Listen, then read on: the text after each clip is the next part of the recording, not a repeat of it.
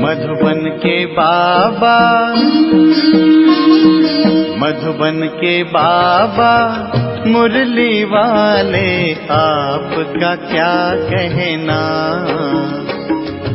आपका क्या कहना। ओम शांति। आज 20 फरवरी 2022 के अव्यक्त बाप दादा के महावाक्य सुनेंगे, जिसकी रिवाइज डेट है 14 जनवरी 1900। तो आज की मुरली का सार है पुरुषार्थ की तीव्र गति में कमी के दो मुख्य कारण। तो बहुत ही प्रेम एकाग्रता से अव्यक्त बाप दादा के महावाक्य सुनेंगे। आज ब्राह्मणों के अनादि रचता बाप दादा विशेष अपनी डायरेक्ट समीप रचना, श्रेष्ठ रचना ब्राह्मण बच्चों को देख रहे हैं। बाप दादा की अति प्यारी रचना ब्राह्मण आत्माएं हो, जो समीप और समान बनने के लक्ष्य को सदा स्मृति में रख आगे बढ़ रहे हो। तो आज ऐसी आदि रचना को विशेष रूप से देख रहे थे। सर्व तीव्र पुरुषार्थी और पुरुषार्थी दोनों की गतिविधि को देख रहे हैं। बाप दादा द्वारा मिली हुई श्रेष्ठ सहज विधि द्वारा कब तीव्र गति व कब तीव्र, कभी कम गति, दोनों ही प्रकार के ब्राह्मण बच्चों को देखा।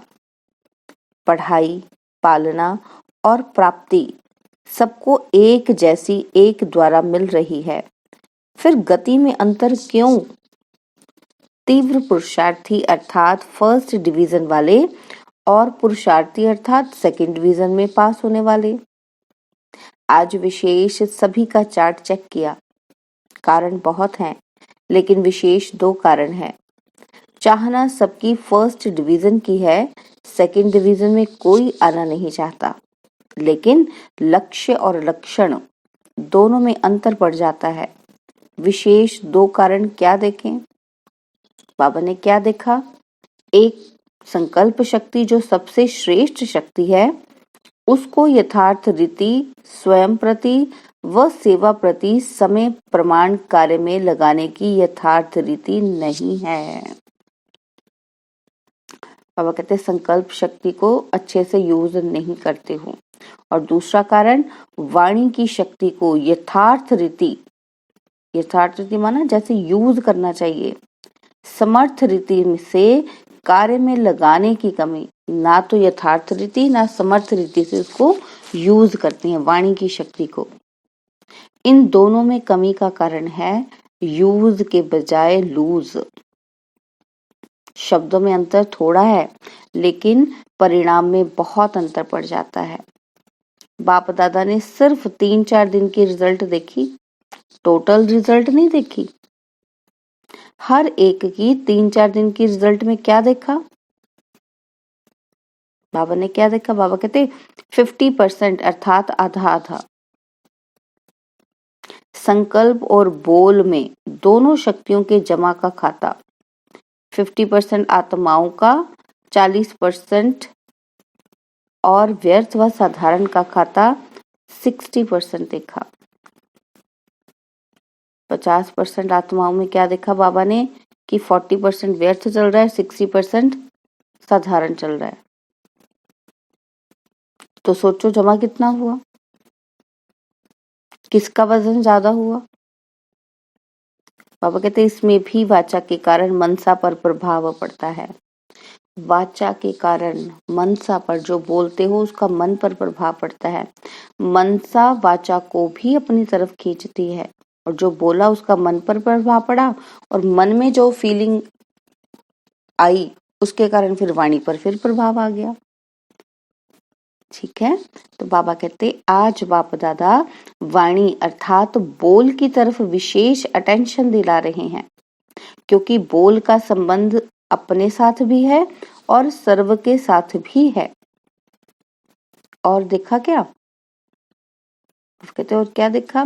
मनसा द्वारा याद में रहना है, उसके लिए भी फिर भी बीच बीच में प्रोग्राम रखते हैं, लेकिन बोल के लिए अलबेलापन ज्यादा है। ये तो याद रखते हो कि याद का प्रोग्राम रखना है, योग का प्रोग्राम रखना है, लेकिन बाबा कहते बोल के ऊपर बहुत अलबेलापन है। इसलिए बाप दादा इस पर विशेष अंडरलाइन करा रहे हैं। 2 वर्ष पहले बाप दादा ने विशेष पुरुषार्थ में सेवा में आगे बढ़ने वाले महारथी आत्माओं को और सभी को 3 बातें बोल के लिए कही थी। क्या कहा था? कम बोलो, धीरे बोलो और मधुर बोलो। व्यर्थ बोल की निशानी है कि वह ज्यादा बोलेगा। मजबूरी से समय प्रमाण, संगठन प्रमाण अपने को कंट्रोल करेगा, लेकिन अंदर ऐसा महसूस करेगा जैसे कोई ने शक्ति में चुप रहने के लिए बांधा है। व्यर्थ बोल बड़े से बड़ा नुकसान क्या करता है? क्या होता है? बाबा कहते एक तो शारीरिक एनर्जी समाप्त होती है क्योंकि खर्च होता है, और दूसरा समय व्यर्थ जाता है। व्यर्थ बोलने वाले की आदत क्या होगी? कैसे पता चलेगा कि वो व्यर्थ बोल रहा है? तो बाबा कहते छोटी सी बात को बहुत लंबा चौड़ा करेगा और बात करने का तरीका कथा मुआफिक होगा। जैसे रामायण महाभारत की कथा इंटरेस्ट से सुनाते हैं ना, खुद भी रुचि से बोलेगा, दूसरों की भी रुचि पैदा कर लेगा, लेकिन रिजल्ट क्या होती? बाबा कहते रामायण महाभारत की रिजल्ट क्या है? राम वनवास गया, कौरवों और पांडवों की युद्ध हुई, कहानी जैसा दिखाते हैं, सार कुछ भी नहीं, लेकिन साज बहुत रमणीक होता है, पूरे म्यूजिकल इंस्ट्रूमेंट रखे होते हैं। इसको कहते हैं कथा। व्यर्थ बोलने वाले माया के प्रभाव के कारण वह कमजोर आत्मा है। उनको सुनने और सुनाने के साथी बहुत जल्दी बनते हैं। ऐसी आत्मा एकांत प्रिय हो नहीं सकती, इसलिए वह साथी बनाने में बहुत होशियार होगा। बाहर से कभी कभी ऐसा दिखाई देता है कि इनों का संगठन पावरफुल और ज्यादा लगता है, लेकिन एक बात सदा के लिए याद रखो। कौन सी बात? कि माया के जाने का अंतिम चरण है, इसलिए विदाई लेते लेते भी अपना तीर लगाती रहती है। इसलिए कभी कभी कहां कहां माया का प्रभाव अपना काम कर लेता है। वह आराम से जाने वाली नहीं है। कौन? माया। लास्ट घड़ी तक डायरेक्ट नहीं तो इनडायरेक्ट, कड़वा रूप नहीं तो बहुत मीठा रूप, और नया नया रूप धारण कर ब्राह्मणों की ट्रायल करती रहती है। फिर भोले वाले ब्राह्मण क्या करते हैं? यह तो बाप दादा ने सुनाया ही नहीं था कि इस रूप में भी माया आती है। ब्राह्मण कहते हैं हमें तो बाबा ने बताया नहीं कि ऐसे भी माया अपना वार कर देती है। अलबेलेपन के कारण अपने को चेक भी नहीं करते और सोचते कि बाप दादा तो कहते हैं माया आएगी, पर ये नहीं सोचते कि ऐसे भी आ सकती है। बाबा कहते आधा अक्षर याद रखते हैं कि माया आएगी, लेकिन माया जीत बनना है ये भूल जाते हैं, है ना। बाबा कहते हैं कि मैंने ये भी तो कहा है कि माया जीत बनना है, ये बच्चे भूल जाते हैं और बात व्यर्थ व साधारण बोल के भिन्न भिन्न रूप देखे। बाबा कहते हैं और बात क्या है कि व्यर्थ व साधारण बोल के भिन्न भिन्न रूप कैसे? एक सीमा से बाहर अर्थात लिमिट से परे मजाक, दूसरा टॉन्टिंग वे, तीसरा इधर उधर के समाचार इकट्ठा कर सुनना और सुनाना, चौथा कुछ सेवा समाचार और सेवा समाचार के साथ सेवा साथियों की कमजोरी का चिंतन या मिक्स चटनी, और पांचवा अयुक्त युक्त बोल जो ब्राह्मणों की डिक्शनरी में है ही नहीं। यह 5 रूपरेखाएं देखी। इन पांचों को ही बाप दादा व्यर्थ बोल में गिनती करते हैं। ऐसा नहीं समझो कि हंसी मजाक अच्छी चीज है। हंसी मजाक अच्छा वह है जिसमें रूहानियत हो और जिससे हंसी मजाक करते हो उस आत्मा को फायदा हुआ, टाइम पास हुआ या टाइम वेस्ट गया। आप कहते ये भी चेक करो। रमणीकता का गुण अच्छा माना जाता है, लेकिन व्यक्ति, समय, संगठन, स्थान, वायुमंडल के प्रमाण रमणीकता अच्छी लगती है। अगर इन सब बातों में से एक बात भी ठीक नहीं तो रमणीकता भी व्यर्थ की लाइन में गिनी जाएगी और सर्टिफिकेट क्या मिलेगा कि हंसाते तो बहुत अच्छा है लेकिन बोलते बहुत हैं। तो मिक्स चटनी हो गई ना। तो समय की सीमा रखो। इसको कहा जाता है मर्यादा पुरुषोत्तम। कहते हैं मेरा स्वभाव ही ऐसा है। बाबा कहते ये कौन सा स्वभाव है? बाप दादा वाला स्वभाव है। बाबा ने पूछा है हमसे, तो इसको भी मर्यादा पुरुषोत्तम नहीं कहेंगे, साधारण पुरुष कहेंगे। बोल सदैव ऐसे हों जो सुनने वाले चातक हों, कि यह कुछ बोले और हम सुने, इसको कहा जाता है अनमोल महावाक्य। बाबा कहते महावाक्य ज्यादा नहीं होते, जब चाहे तब बोलता रहे, इसको महावाक्य नहीं कहेंगे। तो सतगुरु के बच्चे मास्टर सतगुरु के महावाक्य होते हैं, वाक्य नहीं होते। व्यर्थ बोलने वाला अपनी बुद्धि में व्यर्थ बातें, व्यर्थ समाचार, चारों ओर का कूड़ा किचड़ा जरूर इकट्ठा करेगा, क्योंकि उसको कथा का रमणीक रूप जो देना पड़ेगा, जैसे शास्त्रवादियों की बुद्धि में है ना। इसलिए जिस समय और जिस स्थान पर जो बोल आवश्यक है, युक्ति युक्त हैं, स्वयं के और दूसरी आत्माओं के लाभ लायक हैं, वही बोल बोलो। बोल के ऊपर अटेंशन कम है, इसलिए इस पर डबल अंडरलाइन। बाबा बोल के ऊपर हमें आज डबल अंडरलाइन करवा रहे हैं। बाबा कहते विशेष इस वर्ष बोल के ऊपर अटेंशन रखो, चेक करो बोल द्वारा एनर्जी और समय कितना जमा किया और कितना व्यर्थ किया। जब इसको चेक करेंगे तो स्वतः ही अंतर्मुक्ता के रस को अनुभव कर सकेंगे। अंतर्मुक्ता का रस और बोलचाल का रस, इसमें दिन रात का फर्क है। अंतर्मुखी सदा भ्रिकुटी की कुटिया में तपस्वी रूप का अनुभव करता है, समझा? बाबा कहते समझना अर्थात बनना। जब कोई बात समझ में आ जाती है तो वह करेगा जरूर, समझेगा जरूर। टीचर्स तो हैं ही समझदार, तब तो भाग्य मिला है ना, निमित्त बनने का भाग्य। इसका महत्व अभी कभी कभी साधारण लगता है, लेकिन यह भाग्य समय पर अति श्रेष्ठ अनुभव करेंगे। किसने निमित्त बनाया? किसने मुझ आत्मा को इस योग्य चुना? यह स्मृति ही स्वतः श्रेष्ठ बना देती है। बनाने वाला कौन? अगर इस स्मृति में रहो तो बहुत सहज निरंतर योगी बन जाएंगे। सदा दिल में बनाने वाले बाप के गुणों के गीत गाते रहो तो निरंतर योगी हो जाएंगे। यह कम बात नहीं है। सारे विश्व की कोटों की कोट, करोड़ों आत्माओं में से कितनी निमित्त टीचर्स बनी हो। ब्राह्मण परिवार में भी टीचर्स कितनी हैं, तो कोई में कोई हो गई ना। टीचर अर्थात सदा भगवान और भाग्य के गीत गाती रहें। बाप दादा को टीचर्स पर नाज होता है, लेकिन राजयुक्त टीचर्स पर नाज होता है। अच्छा, प्रवृत्ति वाले भी मजे में रहते हैं ना? मूंझने वाले हो या मजे में रहने वाले हो? बाबा पूछ रहे हैं।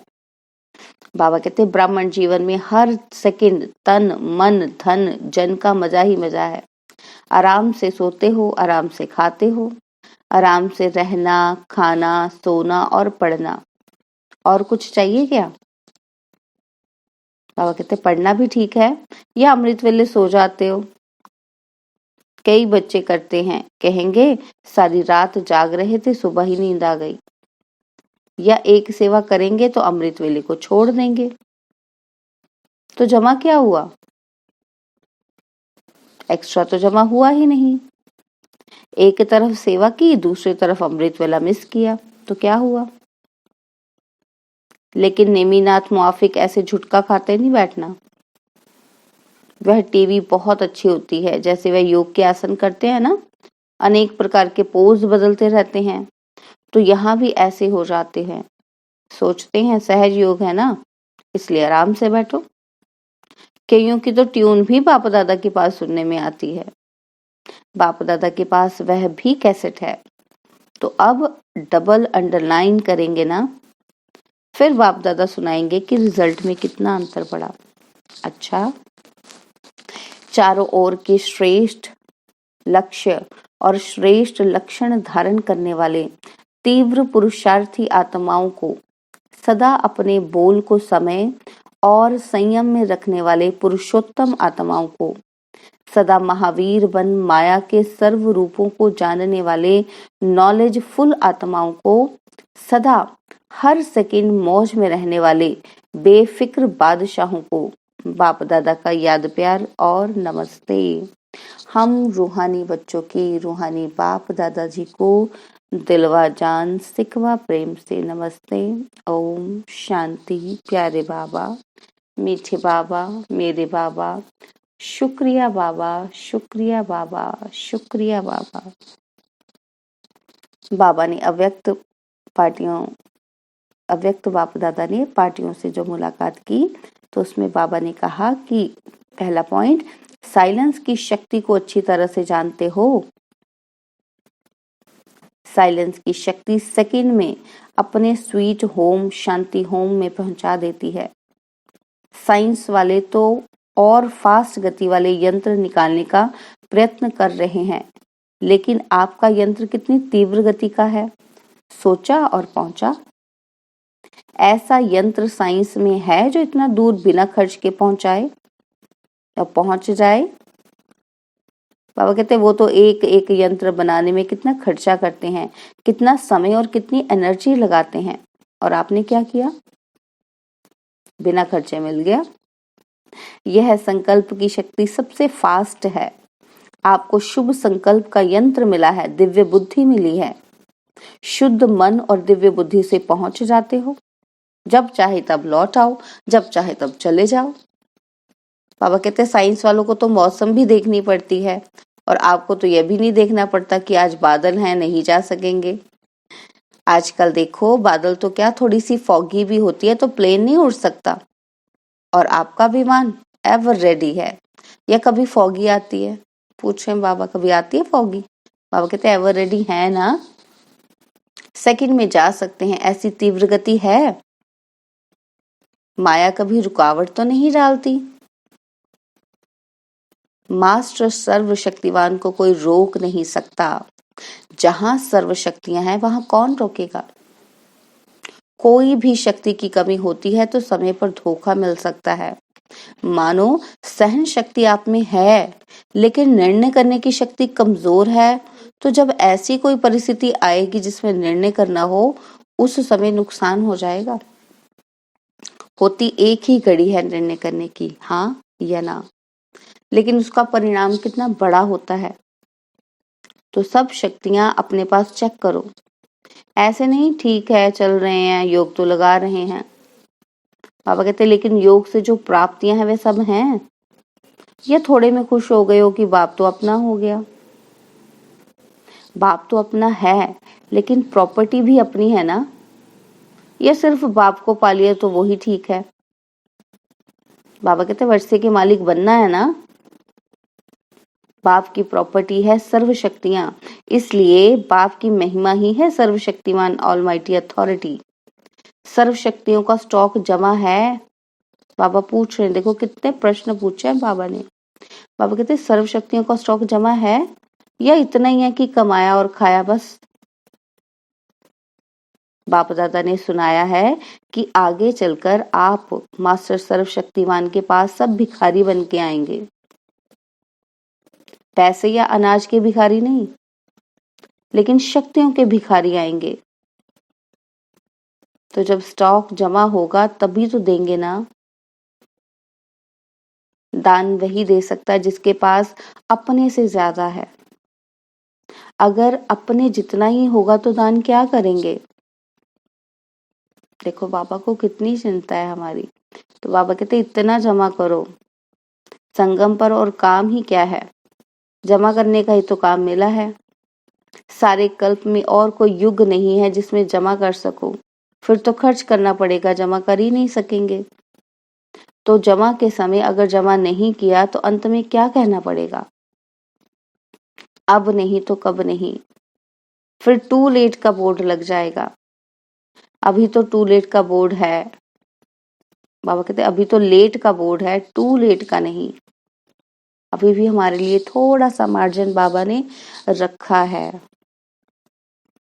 फिर बाबा पूछ रहे हैं कि सभी माताओं ने इतना जमा किया है, शिव शक्तियां हो या घर की माताएं हो। शिव शक्ति कहने से शक्तियां याद आती हैं। किन माताओं को बाप ने शिव शक्तियां बना दिया है? अगर कोई शक्ल आकर देखे तो क्या कहेंगे?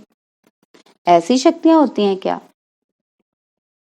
लेकिन बाप ने पहचान लिया कि ये आत्माएं शक्तिशाली हैं। देखो कितनी बड़ी बात है। बाबा कहते बाप ने पहचान लिया कि ये आत्माएं शक्तिशाली हैं। बाप तो आत्माओं को देखता है, ना बूढ़ा देखता, ना जवान देखता, ना बच्चा देखता। आत्मा तो बूढ़ी व छोटी है ही नहीं। तो यह खुशी है ना कि हमको बाबा ने शिव शक्ति बना दिया। दुनिया में कितनी पढ़ी लिखी माताएं हैं, लेकिन बाप को गांव वाले ही पसंद हैं। क्यों पसंद है? सच्चे दिल पर साहेब राजी। बाप को उनकी सच्ची दिल प्यारी लगती है। जो भोले होंगे उन्हें झूठ कपट करना नहीं आएगा। जो चालाक चतुर होते हैं उनमें ये सब बातें होती हैं। तो जिनकी दिल भोली है अर्थात दुनिया की मायावी चतुराई से परे हैं, वह बाप को अति प्रिय है। बाप सच्ची दिल को देखता है, बाकी पढ़ाई को, शक्ल को, गांव को, पैसे को नहीं देखता है। सच्ची दिल चाहिए, इसलिए बाप का नाम दिल वाला है। अच्छा, समझ में आया ना? बाबा कहती है।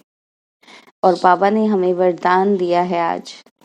बाबा कहते दृढ़ निश्चय शक्ति द्वारा फर्स्ट डिवीजन के भाग्य को निश्चित करने वाले मास्टर नॉलेजफुल भव। दृढ़ निश्चय द्वारा फर्स्ट डिवीजन के भाग्य को निश्चित करने वाले मास्टर नॉलेजफुल भव। दृढ़ निश्चय भाग्य को निश्चित कर देता है। जैसे ब्रह्मा बाप फर्स्ट नंबर में निश्चित हो गए, ऐसे हमें फर्स्ट डिवीजन में आना ही है। यह दृढ़ निश्चय हो। ड्रामा में हर एक बच्चे को ये गोल्डन चांस है। सिर्फ अभ्यास पर अटेंशन हो तो नंबर आगे ले सकते हैं। इसलिए मास्टर नॉलेजफुल बन हर कर्म करते चलो। साथ के अनुभव को बढ़ाओ तो सब सहज हो जाएगा। जिसके साथ स्वयं सर्वशक्तिमान बाप है, उसके आगे माया पेपर टाइगर है। और स्लोगन है स्वयं को हीरो पार्टधारी समझ बेहद नाटक में हीरो पार्ट बजाते रहो। स्लोगन स्वयं को हीरो पार्टधारी समझ बेहद नाटक में हीरो पार्ट बजाते रहो। ओम शांति। और अब यह एक बहुत अच्छी वीडियो भी जरूर देखें।